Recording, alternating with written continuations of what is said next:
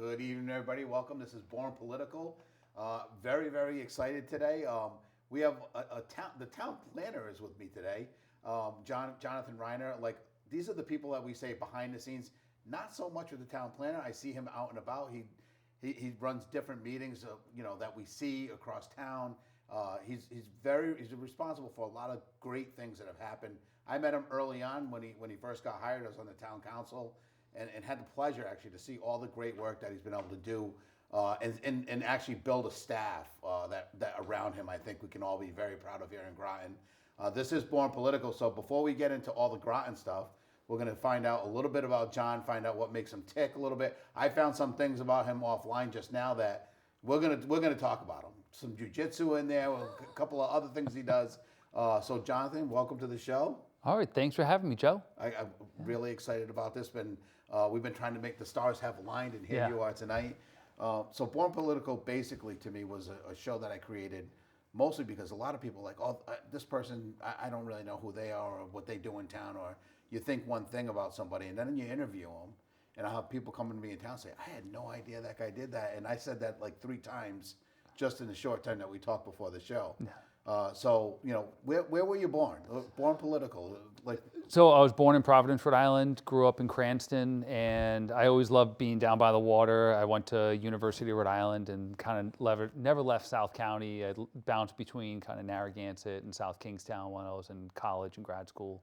Yep, and everywhere you mentioned, so is usually like a vacation spot for most folks. Yes. Like, it has the water. Rhode Island is beautiful. Just like Connecticut, our shoreline. Yeah. So you went to elementary school and everything in Cranston? Yes. Yeah. I went to Oak Lawn Elementary School, not far for folks that know that area, by the Wienerama, which was a big wiener joint. Yeah. In that area, and then middle school in that area, Cranston West High School, and then it came down to URI. Back in the mid-'90s, and I'm a surfer. Everybody that knows me knows I love just being out, and I do that year-round, and that just really kept me down in that area. Are you a big family? Your brothers and sisters? I'm one of 5. I'm the second oldest of 5. That's considered a pretty large family now. Yes, it is. Now it's real large. I think back then there were more 5s. There were. But there's not a lot of 5s today. No. And so you kind of navigated life with, so you had 5 brothers and sisters, lived in the same house, went to school with each other? Yes. Yep. So second oldest, so older brother, myself, sister, then another sister and a younger brother. And and it was also a single parent household. So a lot of responsibility, kind of some struggles as a kid, which then drove, I think, some of the things that I have focused on in my professional career as well. Yep. I can see that. So out of 5, you're still top of the food chain-ish. Yeah. Responsible-ish. Yeah. Right? You have, but also a little bit of power. Yes. Yeah. Get a little. I call it power, but you have to brush your sister's hair before she goes to school, type of thing. Yeah. No, a lot of watching and helping manage the kids in the household at a young age. Taught me how to do laundry and cook at a very young age. So. I think I grew up in a very similar, not 5. There was 3 of us. And single parent home, and you do learn a lot of things like that. Yeah. Making like dinner a lot of times was grinder night because that's very, very simple, right? And mom's like, okay, you guys slice the bread, put stuff on it, and there you go. There's grinder night. So I think similar that way. So they all went to school, and are they still around this area, or your family? No. Everybody there's living in Cranston, West Warwick, kind of Providence area. So yeah. It shows you the area, the type of area you're in when the whole family stays. Yes. And we do see a lot of that around here. We see a lot of people that move to because it's warmer somewhere else. But I think you're a homer just like as much as I am. Yeah. You're a Cranston guy as much as I'm a Groton guy. Yeah. Actually, I say Groton guy now. My London friends will get me for it. But so you did, even when you went to school, you kind of stuck around because you went to school in Rhode Island for college? Yeah, so I went to URI, University of Rhode Island, is in South Kingstown. And it's funny, my wife kind of jokes with me. She's from South Kingstown. She's like, oh, when I got down to that area, she's like, you found your people. I just, just kind of being down by the coast, kind of that, a lot more of an outdoor mentality, a little bit less of a city type of mentality. Yeah. Me and you are very similar paths because I say you would think that a move from the London to Groton would be short because we literally share a border on the bridge in the river, but it's absolutely one of the largest divides that you could ever have. I don't care what town USA you're in, but when it's the other side of the river, it's like your competition. and I got over here, and I love it just as much. You Yeah. know, like you're saying about South Kingston now, or the area you live in. But kind of made that your hometown. Yes. It sounds like, because you bought the home there, and that's where your kids went to school. And, Oh, 100%. Yeah, both my kids were born there, and yeah. And now we talked off air a little bit. You're in like that mid-second stage of life. Like I kind of went through a little bit in front of you. Yep. But you're finding that the house is a little bit quiet now. Yeah. My oldest is a freshman in college this year. My youngest is a junior in high school, and we're hitting this phase of like, hey, wow, things are quiet, and I very active with both of my boys for a lot of years, and the kind of the sports and the activities that we did. I always kind of directed them and showed them a lot of varieties of things that they could do, but it's like, oh yeah, let's try rock climbing, let's try surfing, let's mountain bike. Hey guys, let's explore this, mixed martial arts and jiu-jitsu and all kinds of fun things, and just very active, kind of more independent things, which is what I always kind of lean towards. And I always had my kind of two play buddies, and now not so much as anymore. But then maybe they'll show back up right here. Oh, and yeah. You get to mess around. But so a lot of people that come on here, like you can tell who kind of person they were by what kind of job they have now, and maybe what they thought they were going to do.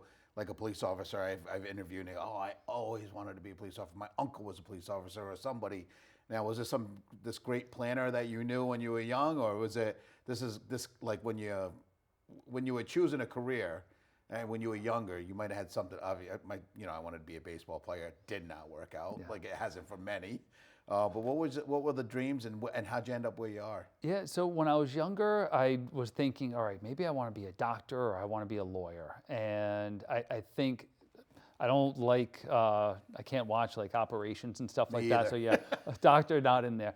And I think that was on the table for a while, but I didn't know the path there, but I always knew I wanted to go to college, and nobody else in my family went to college.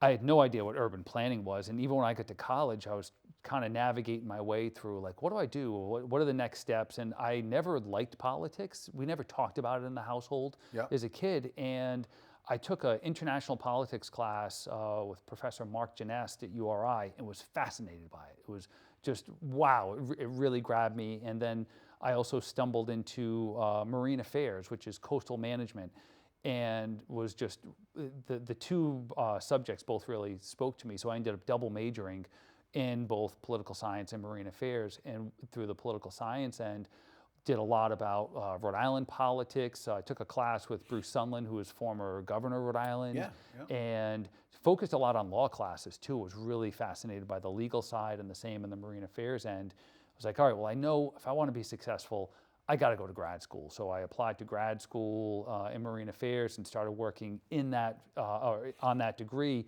And I was probably in school a few weeks, and went to talk to one of my professors, just thinking about, okay, I got 2 years in this program, then what? And started asking him, well, what am I going to do next? And he said, oh, well, some people in this will work in planning offices. And I said, what's planning? I have no idea what that is. And we talked about it a little bit, and I opened up a phone book when we still had phone books, and started calling planning departments around Rhode Island, seeing if anybody needed an intern. The city of Warwick said, come on in, let's talk. I interviewed, got a job there, and as I started working there, I was there maybe a couple of weeks. It's like, this is a fascinating field. You get to plan how the cities and towns develop, and working with communities, and there's harbor, there's the coastline, there's all this like very intricate stuff that happens. And I realized URI had a master's in planning program too. And so I said, all right, I'm working on one master's. What's the second one? So I started working on the second one, and it just kind of, things just started rolling from there. To me, it's amazing, because most people skip that part in their life where they ask themselves, what do they want to do and be?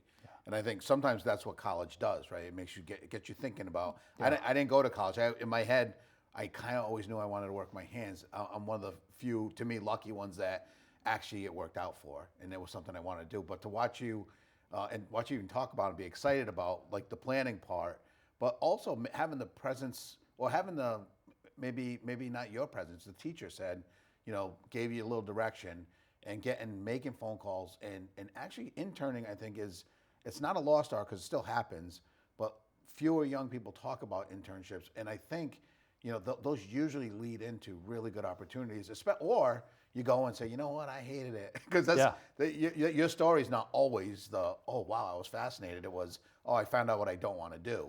I mean, those are two different paths, but Well, it's funny because as I was doing some of that, I think I was getting a little siloed when I was young and just working on like a specific project as an intern. I was like, I'm not sure I really like this.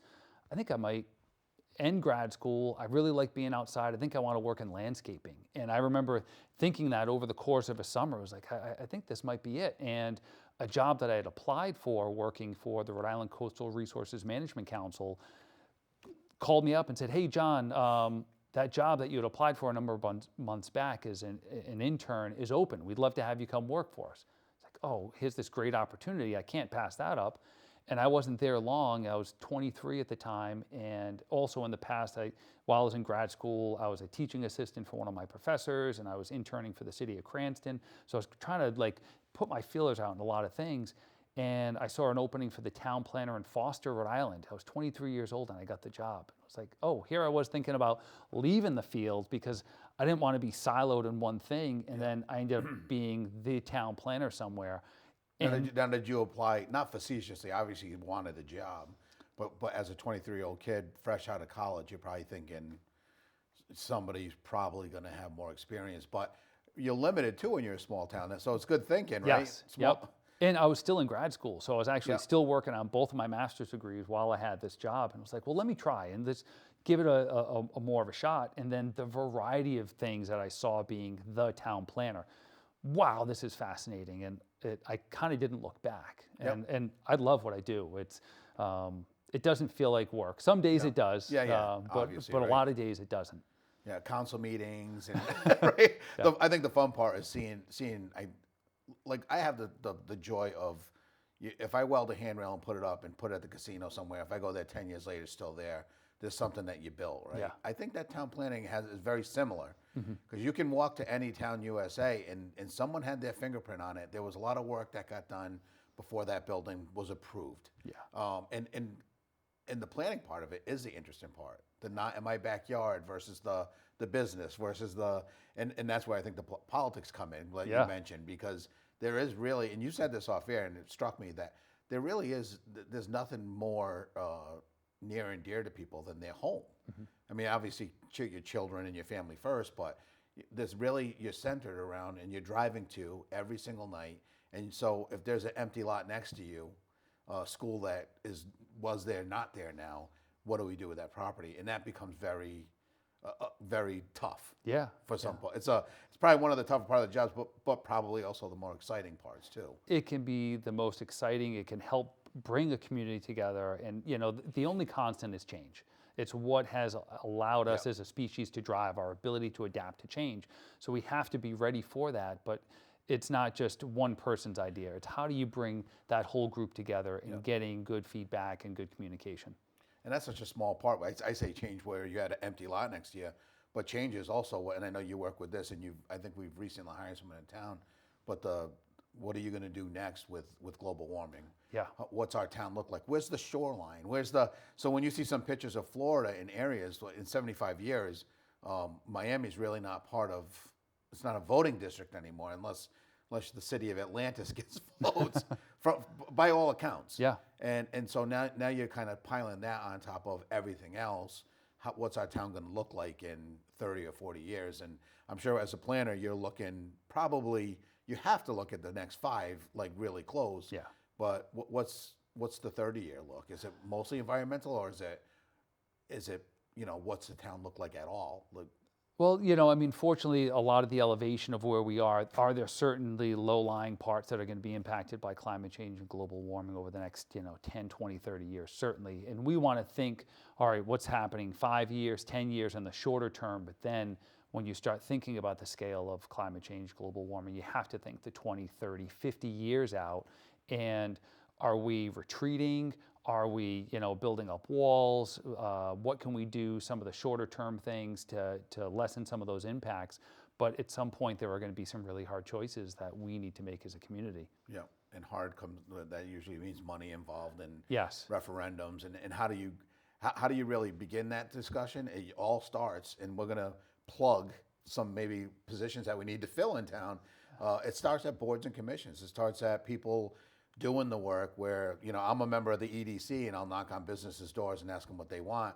If you had someone that was on the town zoning commission, for example, or where they're a voting member, but where they go out and they will talk to neighbors, because all the information eventually funnels to you, but is it all really good information that somebody got to dig into, and is it really the neighbors that are really talking, or is it just our feeling of what something should be? Yeah. And I think you're always better off when you have consensus from neighbors, which you'll never get. There's going to be, because it's like you said, it's emotional. It's your home, it's your neighborhood.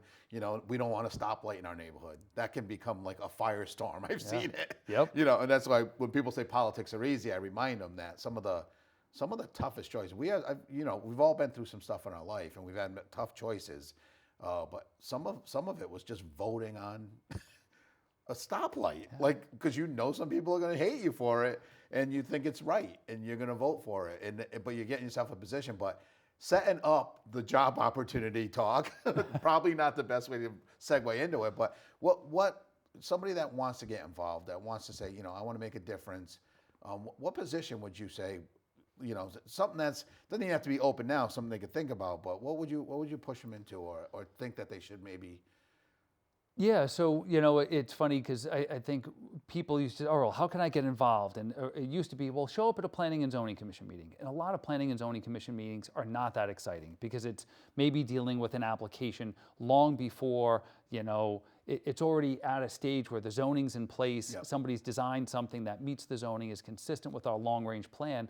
Right now, we're actually working on the town's plan of conservation and development. That's the time for people to get involved. So we're doing a lot of outreach meetings on that. So if people want to get involved, have their voice start to be heard, we're also doing these community conversations. We've started doing those last year, all over town. If you check our website, you'll see that they're where they are. Pizza at the last one. Pizza at the last one. That's why Joe Dela Cruz showed up. Yep, actually, yeah. And then a lot of times we'll have like sandwiches or wraps. We try to get food from local restaurants because we realize people are busy. They have limited time. We try to talk about topics that people want to hear about, and also get some feedback, get some questions.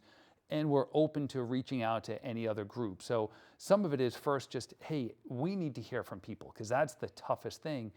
A lot of communities are dealing with a lot of the same problems that we have of, not in my backyard. It is a real thing across the country, because everybody fears growth and change in their neighborhood. And it's, well, not here, but put it there. Well, that's somebody else's backyard too. And, nationally we're dealing with a housing crisis. So how do we house people if nobody wants housing anywhere near them? So that's one of the biggest things we're grappling with. But, decision makers, our planning and zoning commission, they are the people that make the decisions about what happens and where things go in our town now, the next 5 years, and over the next 10 to 20 years, through some of these longer range documents, things that I find absolutely exciting. Yep. But most people, they don't see it or get it until it's literally in their backyard. And that's, how could this have happened?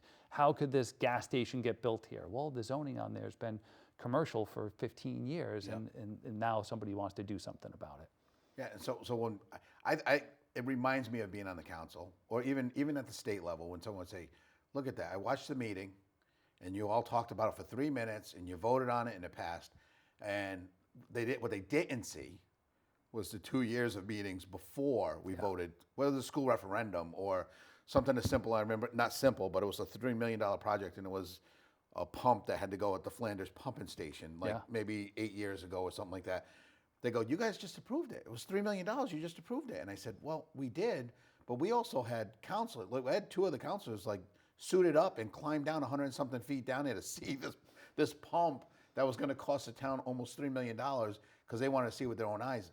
When you see something finally getting voted on, if you turn on your TV and say, see that, it's a rubber stamp, the council or the zoning committee or whatever meeting you happen to be watching, and say it was just a rubber stamp, that is completely not what happened. There were multiple meetings, especially if someone's spending $3 million of public money. There's a lot of stuff that got vetted. There were multiple quotes, like all those things happen. But like you said, what your good point was, go to the meeting where you're talking about what you want your town to look like. Yeah. Go into the zoning meeting when they're going to approve an application or deny it, because you can say, oh, look, they don't care about any business, they denied it. But there's meetings behind that. There were years of plans and work, this plan of conservation and development. It's going to take us 18 months to write that and get it approved. Then if there's changes to our zoning after that, that could take us 6 to 18 months again. Then somebody can say, all right, now I know what the zoning is on that property.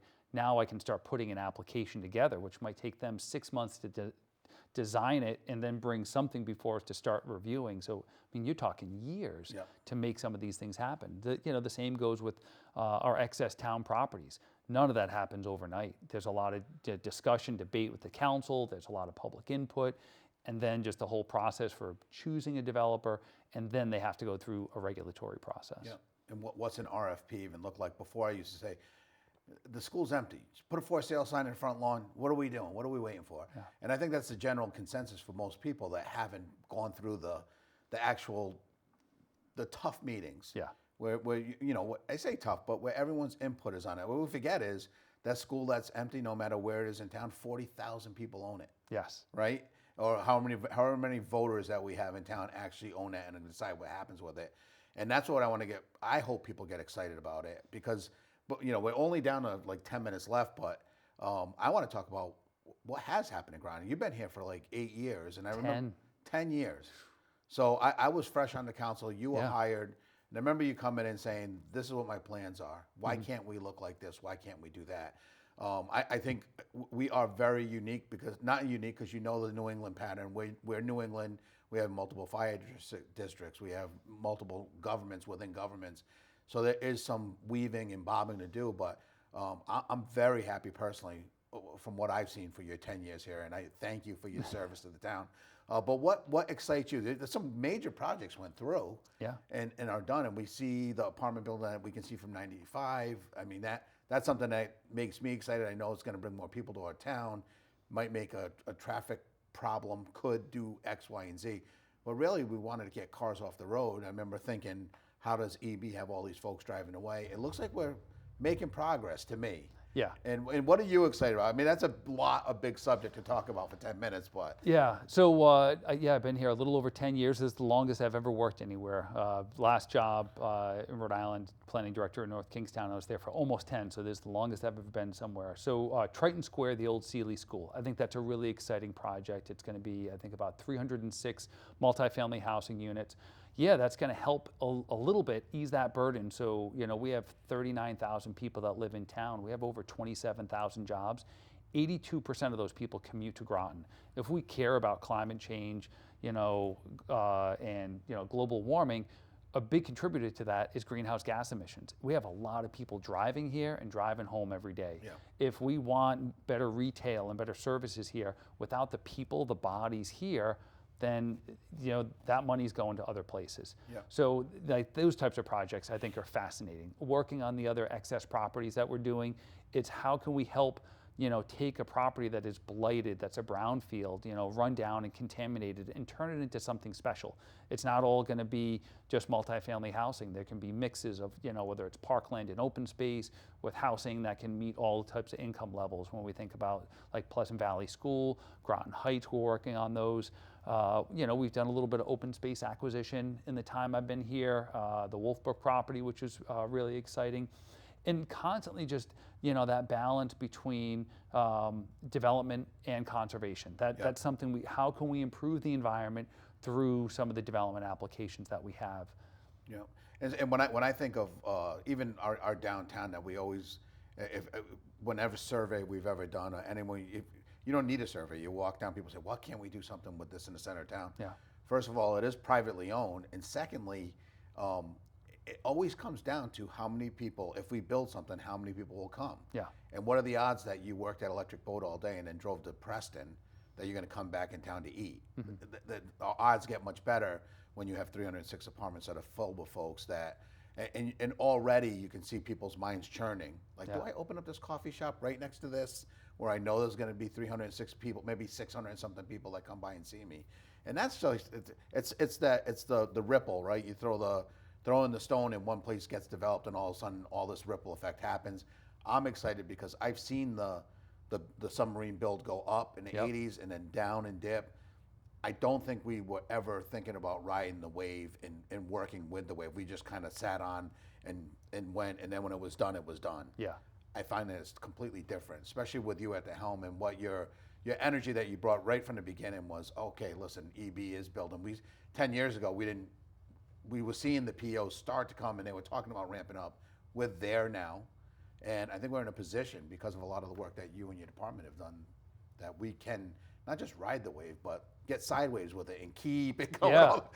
Maybe ride it all the way up the coast. Yeah, no, definitely. It's funny. I look back when I first started working here, there were vacant storefronts in downtown Mystic, and people were really worried that, the Mystic Streetscape project just ended, business is closed.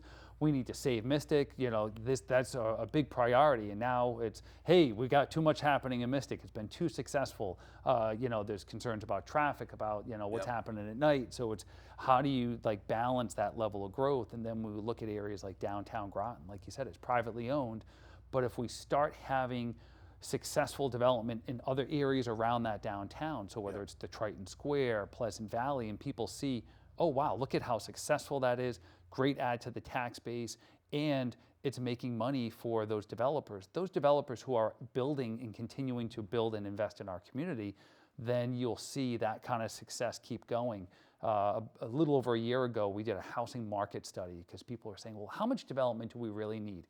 And in just Groton alone, over the next 10 years, we need 6,500 new housing units to meet basic demand. That's not Ledyard, that's not Stonington, that's just Groton. That's a lot of housing. Where can that type of density and development happen? What's the style of development? We see a lot of folks that are single people living in 3-4 bedroom houses. Somebody was just telling me about someone on that they know in town that it's one person living in a 6,000 square foot home. Oh yeah. And they're at a little bit older. Do they need that size home? Yep. But we don't have a lot of options for downsizing either. So if we start creating some of those options for downsizing, we're going to free up a lot of other houses. And I think that's going to be the answer ultimately, because there is a lot of stock. I think of even me and my wife. We people live in our basement though. We got friends that live with us, but most of our neighborhood is because the kids have grown up, they're out of the house. It's that 2,000 square foot house or 1,800, whatever you have. Even and it's just two people. Yeah. And then even you think of global warming then, and we have a furnace running for two people and 2,700 square feet. It's just the math isn't good. Yeah. But again, I think people ask about that. They said, how many apartments do we need? But the bigger question is, how many car washes do we need? And but that's all business driven. So they're looking at data, and for some reason they think it. I always trust the business because nobody gets in business to lose money. No, and if they're looking at the data that we are a commuter town, and if we're not building the housing, then okay, we need gas stations and car washes because people drive here, they work here, and then they leave. And they need gas and they want to wash their car. So that's, I think, why we're getting that, as opposed to everybody asks, when are we getting to Trader Joe's? Trader Joe's looks at a circumference of how many people are within that catchment area, and we don't have the people. Yeah. And that's almost easy math when you put it that way, isn't it? Yes. So I told you the show would be quick. Yeah. It's a half hour, it goes fast, and it's over. But this will certainly not be the last time that you come on the show because there's a lot of good projects that I know that I'm like, I don't know as much as you know about them, but I know that they're kind of in the plan and in the works, and I'm really excited about them. But this is not where you're going to spill the beans, especially if we want to get people involved and you want to find out about things. Come on down. Sign up for a commission, get on a board, join, get on the zoning board or anything. And like you said, I think the best advice tonight was don't go to the meeting that's already been settled. Yeah. Come check out the community conversations we're doing. We're having a lot of meetings about our plan of conservation and development. We have a survey out right now on our plan of conservation and development, want feedback from people. So that's the kind of stuff. If we start getting voices and a variety of people, we get your email address, we can let you know what's going on. So that's a great way of getting out there too. Because we realize people have limited time. Yeah. Ladies and gentlemen, this is it for us. This is Born Political. We'll see you next week. Again, John, thank you for being on the show, as Thanks always. for having me. And thank you for everything that you've done for our town so far, and I can't wait to see what's coming. All right, cool. Thanks. All right, we'll see you guys next week.